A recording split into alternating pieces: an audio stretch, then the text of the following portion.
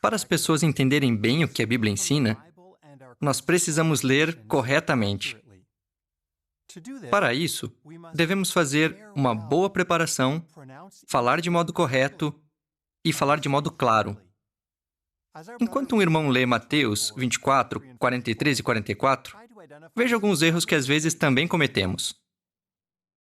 Para responder isso, olha o que a Bíblia diz em Mateus 24, 43 e 44. Mas entenda isso, se a dona de casa soubesse que o ladrão viria, ficaria acordada e não permitiria que a casa fosse roubada. Por essa razão, vocês também se mostrem prontos, porque o Filho do Homem vem na hora que vocês nem imaginam. Acha que o morador ficou distraído com os erros na leitura? Provavelmente. Qualquer um desses erros pode mostrar falta de respeito pelo que estamos lendo, ou até mudar o sentido do texto. Vamos ver um exemplo melhor.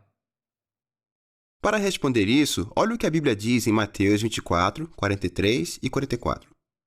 Mas entendam isto, se o dono da casa soubesse em que vigília o ladrão viria, ficaria acordado e não permitiria que sua casa fosse arrombada.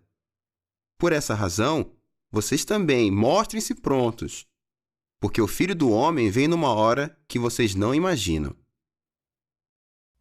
Bem melhor. Para ler bem na congregação, precisamos desenvolver bons hábitos de leitura. Por exemplo, se esforce para entender o que está lendo e respeite a pontuação. Em 1 Samuel 10, 19, os israelitas não disseram: "Não designe um rei sobre nós." Eles disseram: "Não, designe um rei sobre nós." Ignorar o ponto de exclamação mudou completamente o sentido. Em outros textos, temos de enfatizar as palavras certas para transmitir o sentido certo. Por exemplo, como você leria 1 João 2:1? Vamos ver. Meus filhinhos, eu lhes escrevo estas coisas para que vocês não cometam pecado. Contudo, se alguém cometer um pecado, temos um ajudador junto ao Pai, Jesus Cristo, um justo. Por causa da ênfase que o orador usou na palavra Pai, parece que Jesus é o Pai. Mas não é isso que o texto quer dizer. Vamos dar outra chance para o nosso irmão. Meus filhinhos, eu lhes escrevo estas coisas para que vocês não cometam pecado. Contudo, se alguém cometer um pecado, temos um ajudador junto ao Pai, Jesus Cristo, um justo. Agora sim, o orador deixou claro que Jesus é o ajudador. Nós também devemos tomar cuidado para não enfatizar sem necessidade palavras de ligação, como preposições e conjunções.